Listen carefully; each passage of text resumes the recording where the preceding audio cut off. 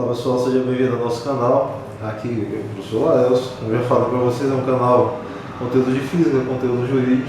Hoje a gente vai falar de uma parte de conteúdo jurídico, né? Um conteúdo bastante interessante, que é justamente a questão do divórcio, né? Que é uma grande curiosidade, gera muita curiosidade para o pessoal.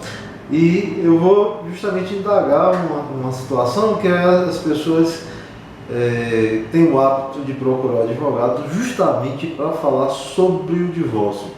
Mas a preocupação maior que elas deveriam realmente ter era ter esse cuidado de buscar entender algumas coisas relacionadas a patrimônio antes do casamento. Então, o casal, eles normalmente estão apaixonados e não gostam de falar de dinheiro por uma questão de romantismo e tal. E aí essas coisas não são tocadas, até para não contrariar o outro, ou o risco de perder a pessoa amada, enfim. Mas diante do nosso contexto atual, diante da nossa realidade, em que os relacionamentos hoje, como dizem alguns teóricos, são líquidos, né? Eles não têm uma durabilidade muito grande.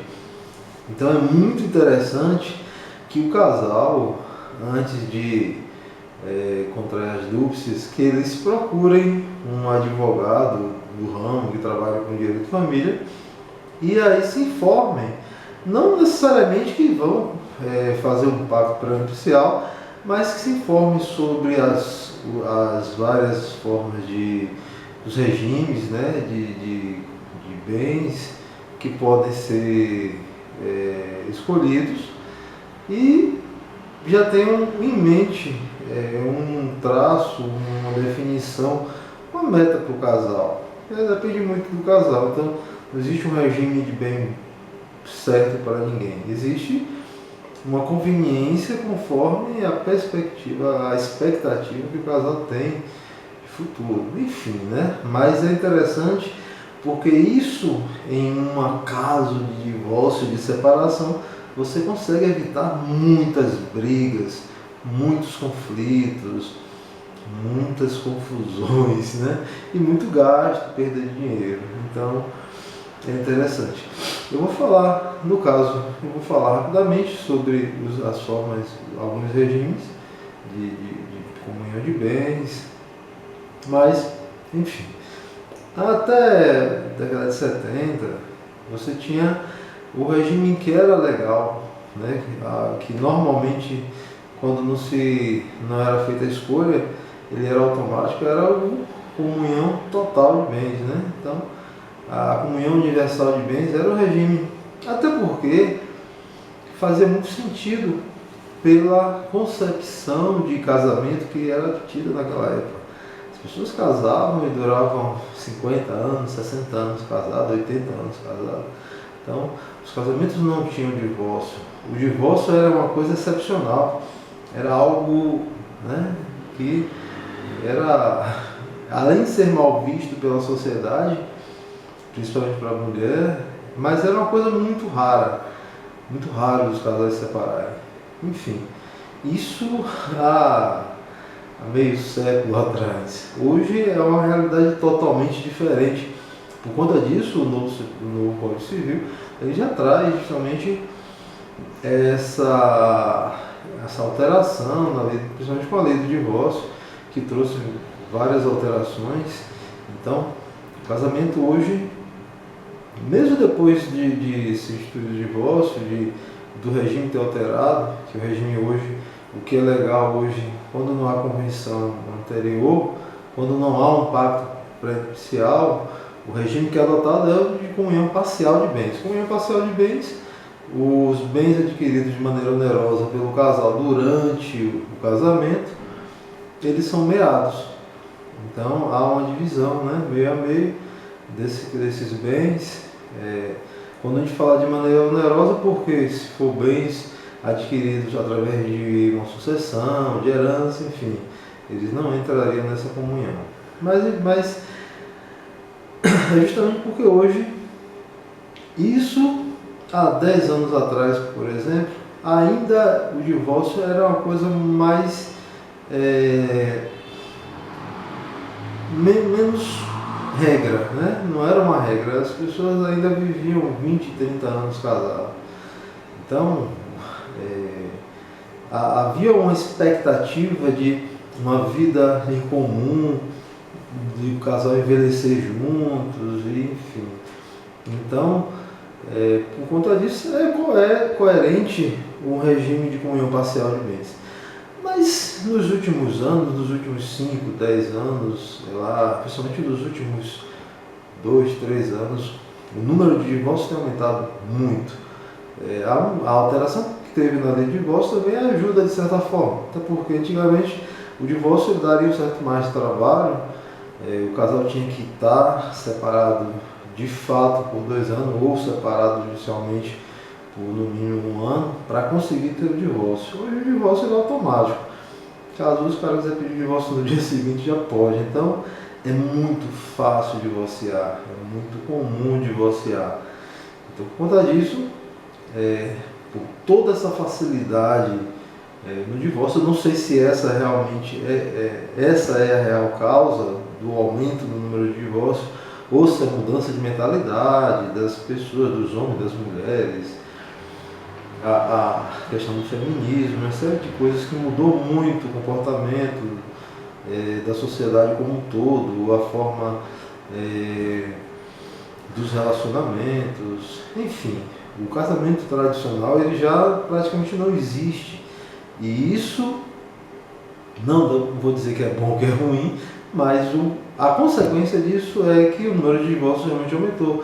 E por conta desse aumento no número de divórcios, é importante, é interessante que o casal tenha certas precauções, principalmente quando há uma diferença patrimonial muito grande entre os dois, que seja escolhido um regime que seja justo, né, para os dois, para quem tem um patrimônio um pouco maior, porque não que a pessoa seja interesseira, mas de repente acontece, né, que a pessoa casou por conta do patrimônio do outro. E nisso aí, estabelecer um regime de separação que seja justo é interessante para evitar as futuras brigas.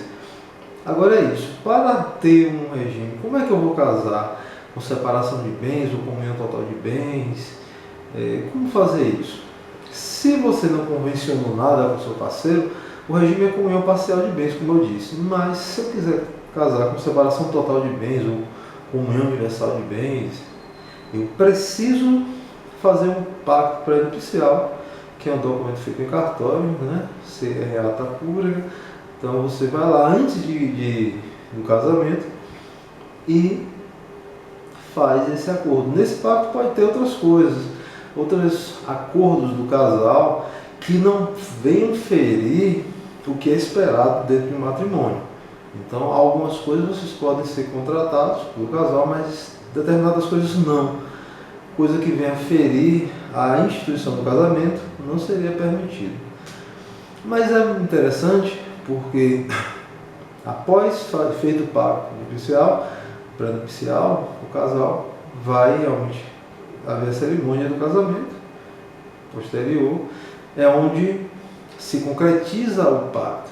Porque na verdade o pacto pré-nupcial é feito, mas ele só vai realmente ter efetividade com o casamento. Então acontece caso do cara fazer o pacto pré-nupcial e não casar. Então pode ser perdido ou não. Se o casal realmente continuou em uma união estável, ele pode ser aproveitado como um contrato de união estável. Então, enfim, algumas coisas podem ser feitas.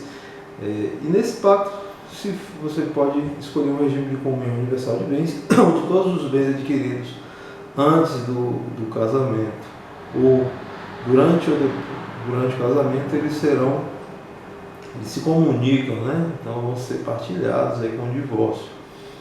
A separação total de bens, não há comunicação de bens, bens adquiridos durante o casamento, salvo quando o casal resolve comprar os bens em colocar de forma o nome dos dois, enfim. O regime que talvez seja o mais coerente, né, com o crescente número de divórcios. Então você consegue apaziguar muita coisa por conta disso. A comunhão parcial de bens ela é interessante porque realmente os bens construídos durante o relacionamento sejam meados. Qual o problema da comunhão parcial de bens? É porque na hora de provar o que realmente foi, porque de maneira teórica é tudo lindo, mas na hora de provar o que foi realmente construído durante a relação é que gera algumas confusões. Então, as partes costumam alegar que tal bem já tinha, tem que provar, enfim. Aí a gente vai depender de uma situação de boa-fé, que nem todos têm essa boa-fé, e isso gera muitos conflitos, muitas brigas, muito gasto com honorários advocatícios e tudo mais. Então, e a comunhão universal ainda tem casais que preferem a comunhão universal de bens, os casais, essas pessoas que casam em meios religiosos, que acreditam que o casamento vai ser para a vida toda, enfim, acontece, casamentos para a vida toda, pode acontecer, né? Eu não sou uma pessoa tão cética em relação a isso, mas enfim, é uma questão de escolha do casal. E na questão da união estável, como fazer? E no caso de união estável, tem um pacto prenupcial, como é que faz? Se não convenciona nada, começou a morar junto. Então, no caso da união estável, o que não havendo nenhum tipo de contrato anterior, vigora a comunhão parcial de bens. Então, os bens adquiridos durante essa união serão meados entre o casal, né? Numa questão de dissolução. E aí, se o casal tiver patrimônio, um dos cônjuges tiver patrimônio, o recomendável é que faça um contrato de união estável. Pode ser, aí de escolha do casal, mas pode ser um contrato com separação total de bens. Então isso é possível. Enfim, realmente são coisas que o casal deveria mesmo, apaixonado, deveria pensar nisso aí antes de morar junto ou de casar, para evitar futuros conflitos, né? Essa maturidade ainda não é uma coisa muito comum. As pessoas realmente têm o hábito de procurar o advogado só para o divórcio. E normalmente quando procura o advogado para o divórcio, já não está mais apaixonado, já não é mais aquele amor, existem muitas mágoas, muitos conflitos. E aí sempre tem um mais magoado que o outro, e isso é bem complicado. Então assim, é isso aí. Então os regimes que nós temos, eu não falei da participação final dos aquestos porque é um regime que não é muito usado no Brasil. Ele ainda gera algumas dúvidas. A vantagem dele é que o casal que vai realizar algum negócio, alguma venda, alguma coisa, não precisa dar outorga da companheira. Então o que é comum, o uso aqui é a comunhão parcial, regime de separação total de bens ou comunhão universal. E a separação de bens, existe a separação total de bens, mas existe a separação obrigatória de bens, ou separação legal. A separação obrigatória ela acontece normalmente quando a pessoa tem mais de 70 anos, que vai casar com alguém mais novo, para ela contrair o casamento, aí é colocado separação total, a gente chama de separação obrigatória, separação legal de bens. Então é isso aí, pessoal, valeu. Mais um vídeo aí do nosso canal, vídeo jurídico. A gente colocou esse vídeo aí para vocês tirarem dúvidas, comentem embaixo aí, dê sua opinião, diga aí qual regime de separação que você prefere aí, que você escolhe, se você é do tipo romântico, que não gosta de falar de bem, de dinheiro antes do casamento. Então deixe seu comentário aí, e se curtiu o vídeo aí, aperta lá, aciona o sininho, não se esqueça de se inscrever no canal para quem ainda não é inscrito. Forte abraço aí, galera.